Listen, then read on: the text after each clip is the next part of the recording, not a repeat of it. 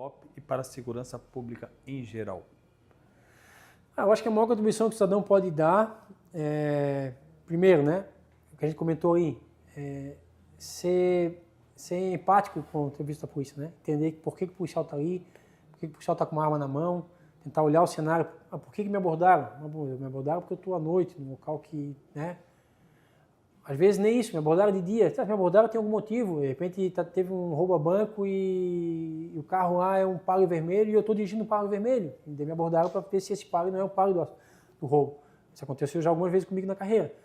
Então o cidadão tem que entender que a abordagem ela começa num nível, então assim, se o carro, nesse caso aí, é um carro de um roubo a banco, a forma de atuação do policial naquela abordagem, obviamente vai ser com a arma na mão e apontando para dentro do carro, porque ele não sabe se é o marginal que está dentro daquele carro. Assim que ele perceber que não é, ele vai aliviar o processo da abordagem e vai explicar por que o cidadão foi abordado. Então, essa empatia às vezes falta um pouco, acho. O cidadão às vezes de pronto já se sente incomodado, está sendo abordado, e realmente eu entendo. Eu já fui abordado pela polícia em outras situações e é desconfortável, mesmo eu sendo policial. Tu está sendo cerceado o teu direito de se movimentar, te mandaram parar, tu não ia parar, tu ia seguir. Então todo esse processo realmente às vezes a pessoa fica nervosa, principalmente mulheres, né? Fica muito intensa quando vê um policial, uma arma, então vai tentar ficar calmo, aguardar o policial fazer todo o procedimento, não fazer nenhum movimento brusco, né? Isso ajuda muito no atendimento da ocorrência e evita problemas futuros, né? Porque o policial também não é nenhum carrasco, né? Não, como eu falei, são pais de família, são pessoas que escolheram aquela profissão porque gostam. Uhum. Eu tenho policiais no BOP que moram fora da capital, vêm no seu transporte próprio, pagando combustível, gastando para vir trabalhar no batalhão, porque gostam de estar ali, porque gostam dessa profissão. Nenhum policial é policial sem querer ser, o cara está porque quer e realmente é um sacerdócio. E eu vou fazer uma outra colocação para o senhor. A vida de um policial, policial militar, eu não digo tanto aqui, mas tem bastante. Né? Isso aí eu conversar quando tivesse uma entrevista com o comandante, né? Uhum. Essa questão da saúde mental do policial, porque ele sofre uma pressão enorme, né? Uhum. Uma pressão enorme. Eu digo assim, do policial da PM, né? Uhum. Porque o BOP ele acaba tendo um preparo muito mais lapidado para estar naquela situação de pressão, né? Eu digo, pelos treinamentos que vocês sofrem, né? Que são treinamentos pesados, né? Para que vocês tenham essa armadura contra essa situação. E na questão do PM, talvez a população não entenda, são cidadãos, são pais de famílias, né, que põem a sua vida em risco, né, diante de situações bem caóticas. Né? Uhum. E como fica a questão psicológica desse policial? Eu não sei dizer para ti o percentual, mas o percentual de policiais com problemas psicológicos, né, decorrentes do trabalho é muito mais elevado do que o cidadão que trabalha em outra profissão. Não sei dizer o percentual, mas por quê? Porque, como tu falou, é uma profissão que ela é muito desgastante, por vários motivos. Vamos pensar assim, um policial, principalmente o praça, né, trabalha na escala lá na Rádio Patrulha, aqui no Campeche. Uhum. Trabalha na escala de 12h24, 12h48. Então ele trabalha de dia, outro dia à noite ele entra de serviço, 2 dias de dia e de noite e de dia. Tem policiais que eu conheço que estão há 20, 30 anos nesse ritmo, gostam de trabalhar na rua. Então, primeiro aspecto, não ter rotina de sono é um problema sério para a saúde de modo geral, né? Uhum. A longevidade, tudo que se fala de longevidade hoje fala, tem a rotina, durma no mesmo horário, acorda no mesmo horário, coma no mesmo horário. Então, imagina, o cara um dia à noite está trabalhando, a outra está em casa, a outra está trabalhando de novo e assim vai durante anos, né? Então já traz um desgaste. O equipamento que a gente usa, ele não é confortável, ele traz um desgaste, é colete balístico, é um fuzil, é couro na cintura. A abordagem ela é tensa, tu vai entrar numa casa para saber se tem um marginal lá dentro, então tu sabe que o marginal pode estar armado, pode atentar contra a tua vida, então isso acontece frequentemente durante a carreira, né? Muitas vezes.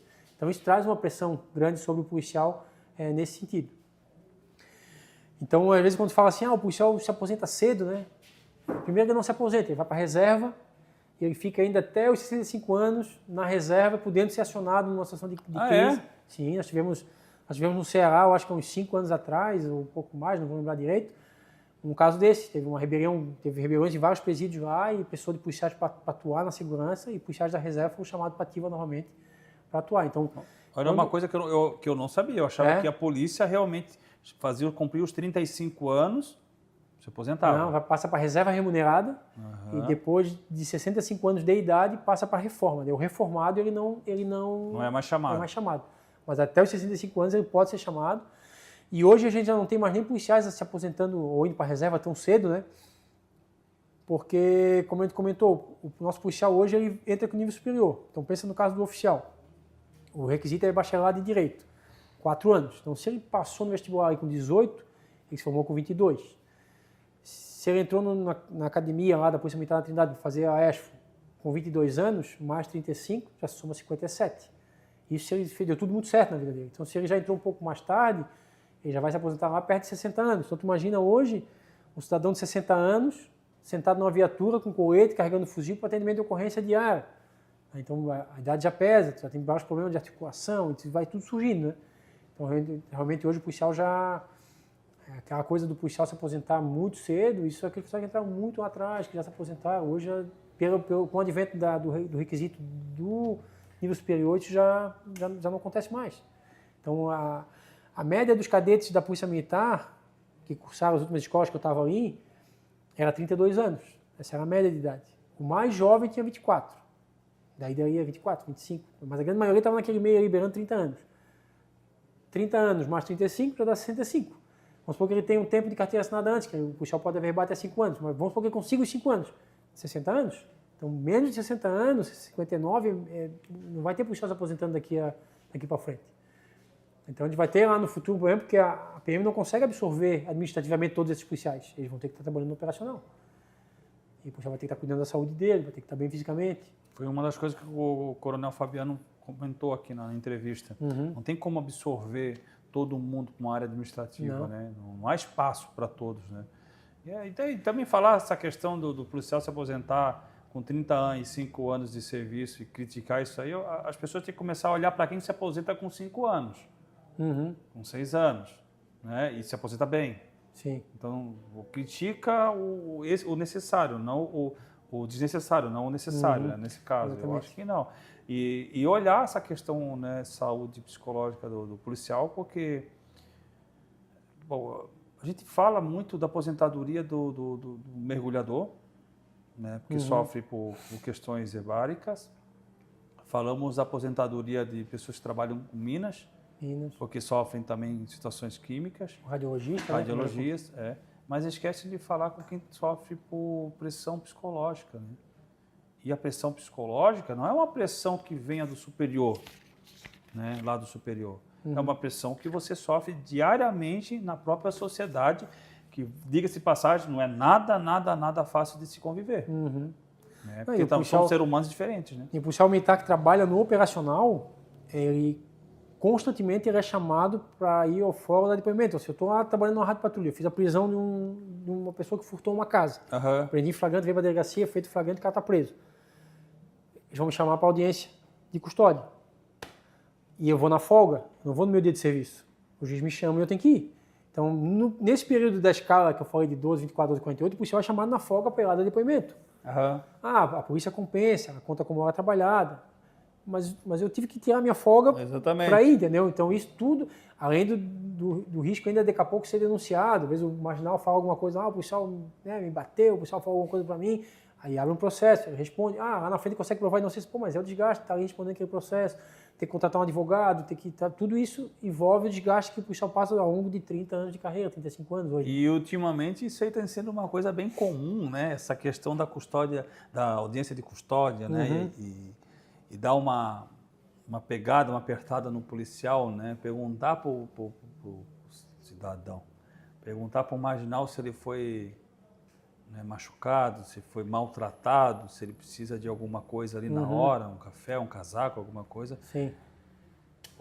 E o trabalhador, né, do Estado não tem esse cuidado todo, né? Em princípio, não só o policial, mas... Aí acaba atingindo a questão, como eu falei para o senhor, isso também é um ponto psicológico. Porque se o senhor deu um exemplo de uma empresa, eu também falo ali, você tem 2 trabalhadores, aquele que trabalha muito, e aquele que puxa o saco. Né? Aí o cara trabalha muito, ele quer ser exaltado e não consegue mais, que puxa o saco é exaltado. É mais ou menos isso. entendeu? E aquele que trabalha muito começa a se reter, começa a ter um problema ali, entendeu? E eu acredito que também, né, não estou aqui para culpar a audiência de custódia, estou aqui para dizer que existem muitos fatores que alteram o comportamento da polícia e a comunidade tem que entender. Sim. É que eu ia falar assim, o policial, como qualquer outro agente público, ele é investido de fé pública, teoricamente, né, em princípio, a não ser que se prove o contrário, que há algum indício do contrário, o que o policial fala é a verdade. O policial agiu em nome do Estado, ele não está agindo por conta própria. Nenhum policial sai de manhã da sua casa para botar uma farda e sentar na viatura para daqui a pouco invadir uma residência de forma ilegal. Ele age conforme é demandado, conforme existe a ocorrência para ser atendida. Então, imaginar que o policial está ali querendo entrar, prender um marginal para torturar o marginal, não tem lógica, assim. Hoje a gente sabe o quanto pesa, e a gente já teve policiais aí condenados nesse caso, o pessoal perde a função pública, ele deixa de ser policial, né, e muitos assim eu vi, a única coisa que ele sabe fazer na vida é ser policial, ele vive aquilo ali. Normalmente os policiais que ficam na corporação fica porque ama a corporação e gosta do serviço que executa, sabe? Mas é uma ironia, coronel, porque olha só, um cara pega uma situação, um cara comum,